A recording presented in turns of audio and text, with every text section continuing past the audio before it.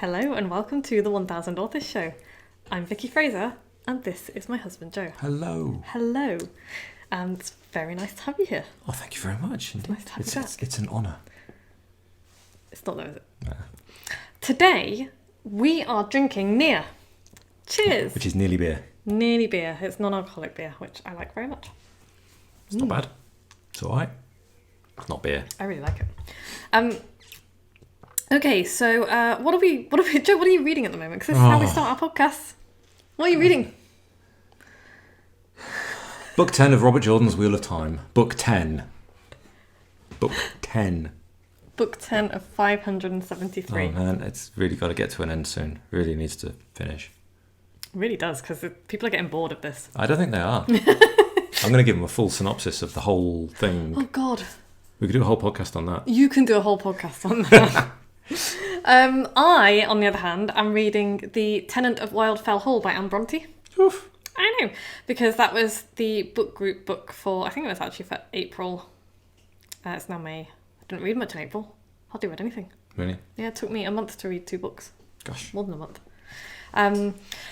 Yeah, it's really good. I was a bit like, I'm not sure, because it's kind of literature, and I wasn't sure I was in the... And I like literature. I wasn't sure I was in the mood for literature. Mm-hmm. Bit serious, quite grown up. Well, I thought it would be, but I love it. It was really ahead of its time. So Anne Brontë was the youngest Brontë sister, and she died when she was only 29, which is really sad. Gosh. And she only wrote a couple of books, but she wrote under the name Acton Bell, which is a kind of genderless pseudonym, really, because back in those days, female writers tended to be overlooked and generally shat upon. Mm-hmm. And so she'd written this book, and it's really, really good. And as I was reading it, because there's a really interesting foreword to the second edition, which Anne Brontë wrote herself, and it's a bit of a feminist essay, and I loved it because she was kind of talking about all sorts of stuff and talking about how there had been speculation on the sex of the writer Acton Bell, and she was sort of saying in quite sharp terms, I really don't see what difference it makes whether a man or woman wrote a book as to whether a book is any good. And it's just, she put it much more eloquently than that, but it was just really, I just really loved it. And so I read that and I was like, already love Anne Brontë, already love this book.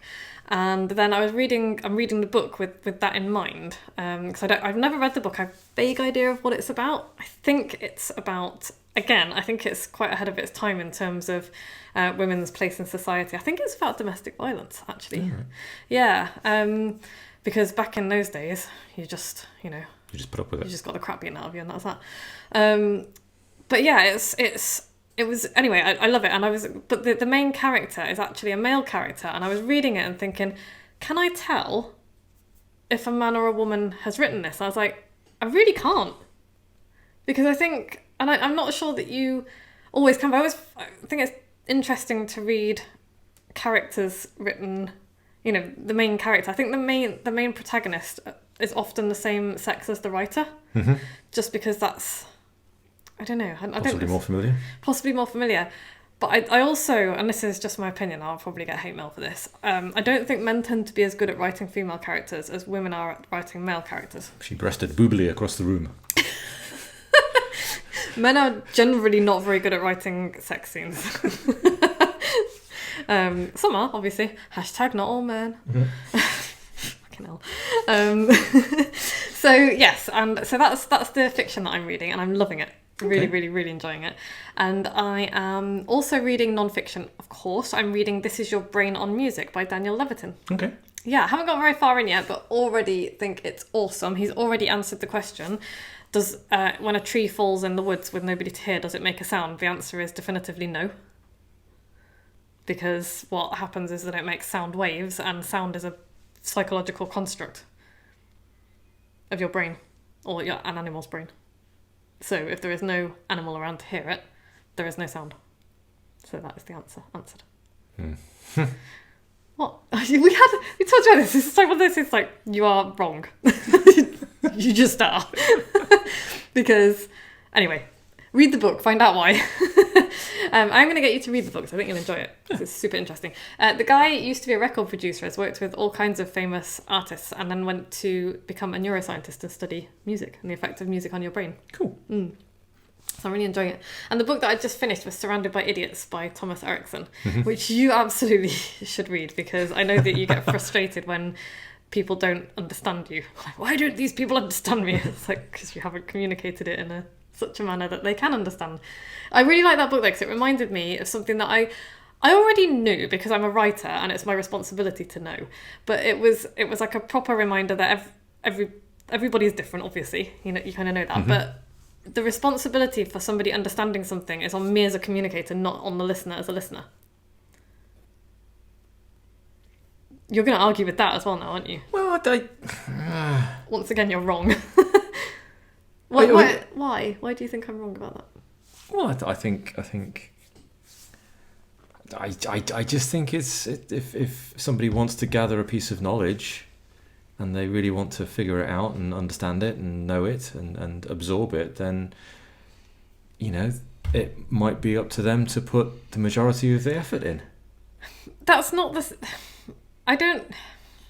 Okay, I think that's a different thing that we're talking about, though. Because, yes, if somebody wants to learn something, then they absolutely should put in the effort to learn it. If I want to project a message out into random crowdfuls of people, then yes, it's my job to make that message understood by crowdfuls of people, because that's what I'm trying to achieve. So yeah, I agree with that. But yeah, but also, but then you're saying that it's up to the student to understand, not up to the teacher to make themselves understood. And that, I 100% disagree with you on that. I'd like 1,000% disagree with you. If I'm teaching somebody to do something and they don't understand it, that is my responsibility. Well, I think if somebody has come to you and said, please teach me this thing that I wish I could do that you seem to be able to do, then I think it's on them.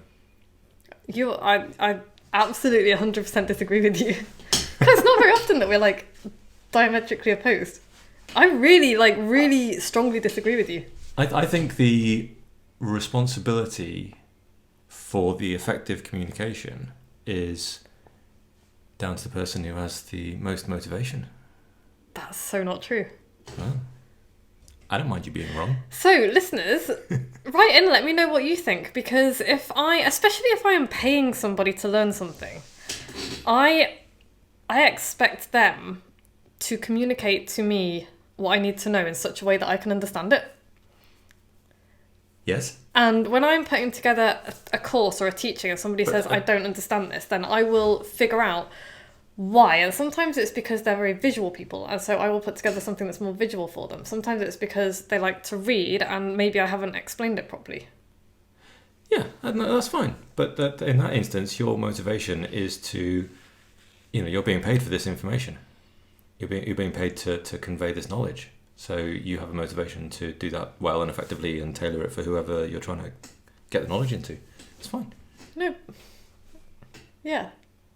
So what? That's okay. But I think the responsibility for getting the knowledge communicated is it's down to the person who needs it most, who's most motivated, who is after the information. I don't think we're talking about the same thing. I think you're assuming that there are people like passively out there waiting for information to land in their brain and for them to magically be able to do something. That's not what I'm talking about at all. I'm talking about... But if I want to go and figure out what was going on in ancient Egypt, it's not... I can't kind of go and look at some hieroglyph and go, well, these guys didn't do a very good job of communicating because I can't understand a bloody word of it. But idiots. That's not on the Egyptians, that's on me. But that's not the same thing at all. That's not the same thing that we're talking about at all. Yeah. Because their audience would have been able to understand it. Yes, and it's not their fault if I don't understand it.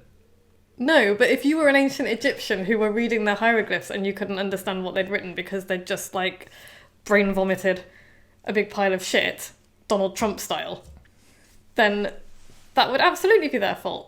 I'm not talking about you. We're not even talking about the same thing, and I think you're being deliberately obtuse and argumentative. Totally not. Because you are 100% wrong.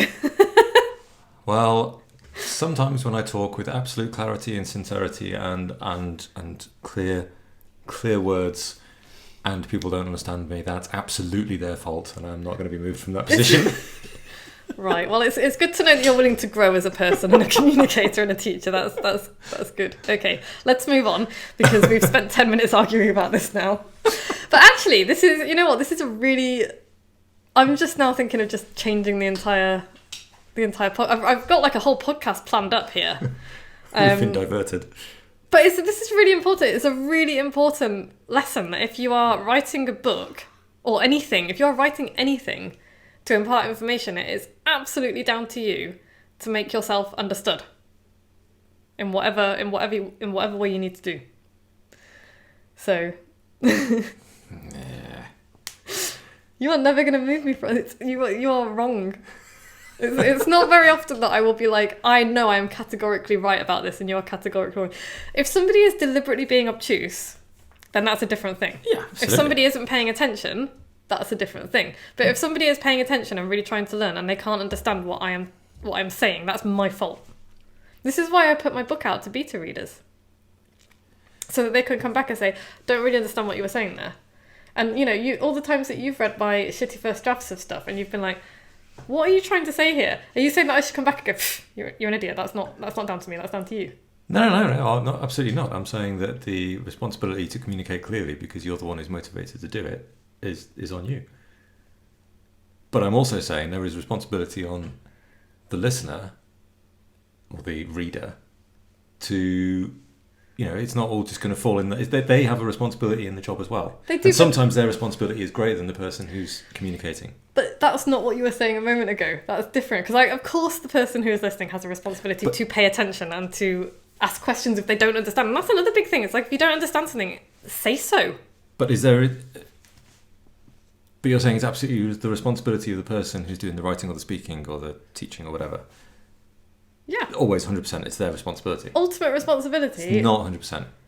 It is. Because the listener has a responsibility. Surely. To pay attention. But not and to try and maybe read around the subject and maybe background dig and take things further. But I'm not. That kind of goes without saying. I'm not talking about just like communicating a message to a bunch of people who don't care. I'm talking about any communication that you put out there is up to me as the communicator to make myself understood. It's not up to other people to jump through hoops so that they can understand. And okay, I understand your position. It's fine. I understand your position. Moving on. I think we've I'll wrestle come about back it round. later. No, we won't, because I'll lose. We will do a splits competition for it later. Ugh. Or shablam for it later. Shablam. Yeah. Shablam for me, shablam for me, shablam. I'm out. By the way, at some point there are going to be photos of Joe in drag because I'm going to stick his eyebrows and we're going to drag him up. It's going to be great fun. That was a strange swerve. No, Shablam. Oh, okay. From Todrick Hall. Okay. From Drag Race. By the way, Todrick. Hi, Todrick. Come and have a guest appearance on the podcast. Oh, that would be awesome. I don't know if he's written a book. I'm going to invite RuPaul to come on the podcast at some point. That would be amazing. He's definitely written a book. Yeah, I've got it. It's over there. I've read it. Mm. It's a great book, actually.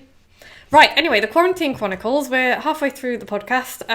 What have we been doing in quarantine, Joe? What have we been doing? Been growing vegetables. Growing vegetables, yes. I've planted peas, many peas. I've just potted out my beetroots.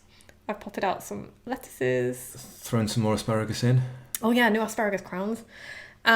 Which look like giant spidery aliens. And courgettes, which grow so quickly. I put courgette seeds in like 3 or 4 days ago and they're already blooming. It's very cool. I love growing stuff. It's like people talk about like miracles and blah, blah, blah. And I just think the act of putting a seed in a pot full of soil and then watering it, and then a few days later, a plant grows, and then a bit after that, you can eat food off it. It's weird. That's incredible. That's like, what? It's pretty strange. And I have been... I've been doing all kinds of things. I've been working on an artificially intelligent bat detection camera. Bat it. Been working on an EBT, elevated body temperature system for people entering and exiting buildings and things. That's really cool. That's pretty cool. Can we go back to Bat It though? Bat It, yeah, sure. And talk about how your AI could distinguish me from a bat. Yes, Vicky tried to fool it by pretending to be a bat. It's basically based around a thermal camera and some artificial intelligence that we're working on. That was great. I was just like...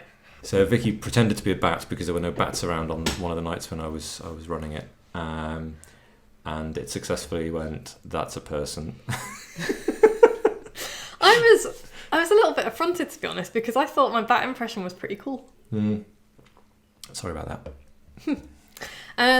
So bats without hats, rats without holes. Yes, we pointed the bat detection device at the chicken coop and discovered that the place was calling with rats every time we weren't looking at it. No, it's not that bad.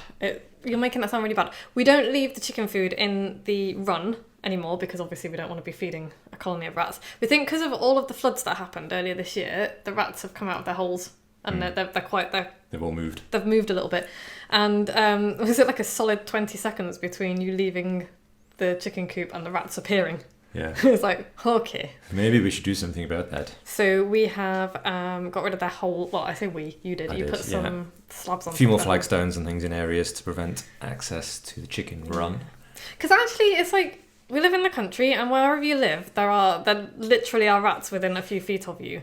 Most of the time, you will not know they're there. And as long as they're not in my house and not causing trouble, I don't care. Yeah, but we don't want to be supporting a colony. We don't want to. Well, definitely don't want to be feeding them. Don't want to be feeding them. Don't want to be supporting a colony of rats. No, but there are always going to be rats. Yeah. They live in the compost heap. They like it because it's warm in there, and there's grubs and things they can eat. Rotting veg and whatnot. Yeah. So so that's what. Oh, well, we did a family Zoom pub quiz last night. Yeah, that was really fun. That was cool. And we've got some friend games planned for Zoom, which will be fun too. We're going to do a murder mystery. Yep, and we're looking forward. Hi, Kendra and Jen. Hi, Kendra and Jen. Looking forward to the online Eurovision in a few weeks. Oh, that's going to be great fun. 2 weeks. 2 weeks. It's going to be fun. And so this episode has totally gone by the by. It's totally gone by the by, and I think I'm just going to make this, because we haven't talked about any of the things that I planned out, which is annoying, frankly. Sorry. That's what happens when you bring me in and I disagree with you. Yeah, I don't mind you disagreeing with me because it was a good debate and now everybody can see how right I am. Well, and if anybody would like to agree with me, then please feel free to send me an email. Can I read your email out? I don't actually have one. Yes, you do. Well, I do. I have a work one, but that's not really the right thing, is it? If you email joe@vickyfraser.com, I don't know if it'll get to him or not, frankly. If you agree with him, it probably won't reach him. I will censor it. I won't. Censorship is bad, okay? We were trying to figure out what series to do for a podcast. Obviously, we've just done the 7 Deadly Sins series. A few years ago, we did the highly successful and popular critically acclaimed hostage negotiation series. Yeah. People were, genuinely concerned about the fate of the chickens. Yeah. And so we were like, what series could we do for the podcast? And we've come up with, actually, you came up with a couple of really good ones. So we're going to plan out some little mini series. We shall do that. But this one was supposed to be the first in the Writing Excuses series, so I've got it all planned out. But honestly, I think what we were talking about earlier with communication responsibilities is just quite a good thing to end on, I think. This could be a nice short podcast this week, because we've blathered on enough, frankly. To no purpose whatsoever. No, to a good purpose, because if you are, and this is all about writing books, so if you are writing a book, and it is 100% your responsibility to make sure that you can be as well understood as possible. And it's like, and kind of take into account the fact that different people, taking into account your audience, this is really important. And so thinking about who you're writing for. So if I was writing for an audience of engineers, like Joe, who are maybe quite blue, if we're talking about disc profiles. Blue? What does that mean? You need to read Surrounded by Idiots. So if they're very kind of matter of fact and factual and blah blah blah, they're not probably going to be interested in touchy-feely stories. They're going to be interested in... I don't mind a good anecdote. No, you're not totally blue, that's why. You're kind of yellowy as well. I do not think these words mean what you think they mean. They do.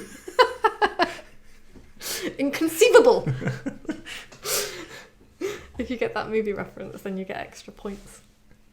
Oh, by the way, does anybody recognise the film that Joe has on his chest? Answers on a postcard or an email. Yeah, so if you're writing a book, consider your audience. What are they interested in? What will they respond to? Do they want you to get straight to the point, or do they want you to tell a little story to ease them into it? Because there are certain types of people who don't want a load of preamble. Just tell me. Just tell me the thing. Tell me the thing, tell me how to do it. Which is why I always think it's really interesting in my Bookaholics Anonymous Club, people's different opinions on books, and quite often the opinions differ because of the style of writing rather than because of the content of the book. Mm-hmm. And so they'll be like, oh, they could have, I wasn't really interested in like the first 20 pages. And actually even the Surrounded by Idiots book, I almost gave up reading it because the first 20 pages or so, I was just like, ugh, I'm not really interested in this. But then a couple of people, when we had the Bookaholics call, because I hadn't finished it by the time we had the call, were like, no, it's really good. And like they gave their takeaways, and I thought, that does sound really good. And so I kind of went back and persevered. But that's a really good lesson to take away from this, is that you need to make sure that your first 20 pages or so are really good. They're not going to chase people off. And they're not going to chase people off, because if it hadn't been for the book club, that I wouldn't have got through the rest of the book, and I would have missed some really valuable learning stuff and really interesting stories and anecdotes and things. So a couple of lessons there. It's up to you to make yourself understood, and it is. And be interesting when you're writing to whatever your audience thinks they're interested in. Right, I think on that note, let's finish. And now I have a whole other podcast planned out. One plan ahead. Nice. One plan ahead. And yeah, I don't really know what the takeaway is. Whatever. Stay safe. Stay home. Yeah. Good luck. Good luck. Look after yourselves. Don't fuck it up. Don't fuck it up. So next week we will, I don't know what the hell we'll be doing. We may be doing the Writing Excuses series. I may decide to go with one of Joe's suggestions for a series. Who knows? Who knows?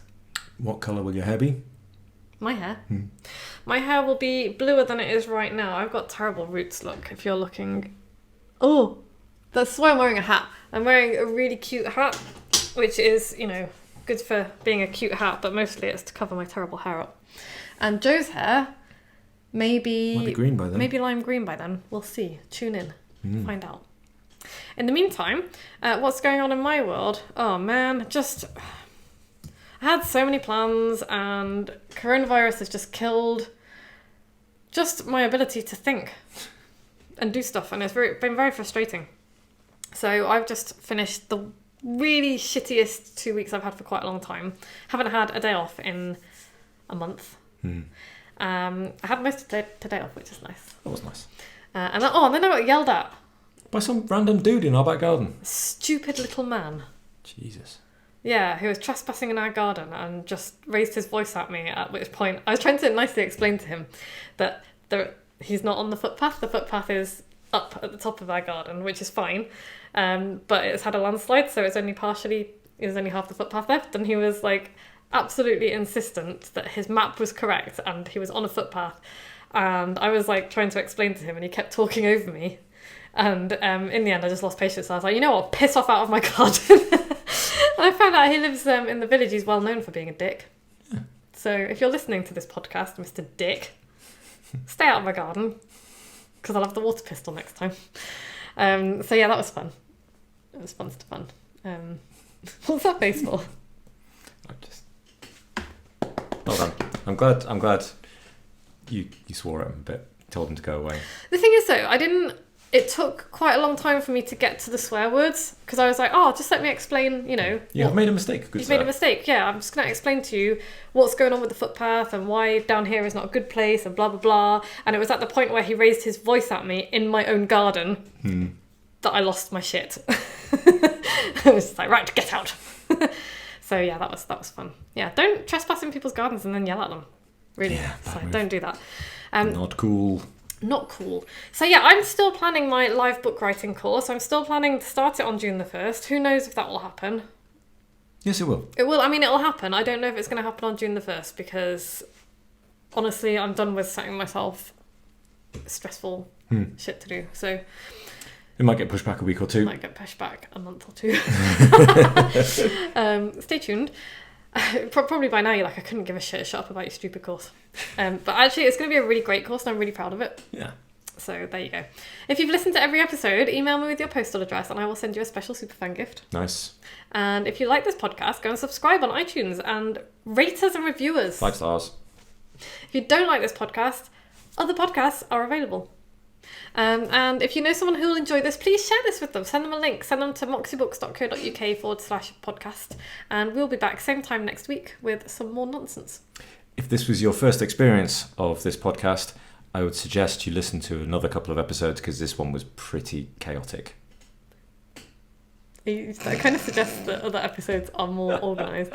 Well, they are. A little bit more organised. Yeah. Listen to an interview one. They tend to be the good ones. Charming. With other people. Jesus. Right, that was cheers. my snotty laugh. No, you're amazing. Everybody loves you best, Joe. Everybody loves you best. Right, I'm going. Bye. Right, bye.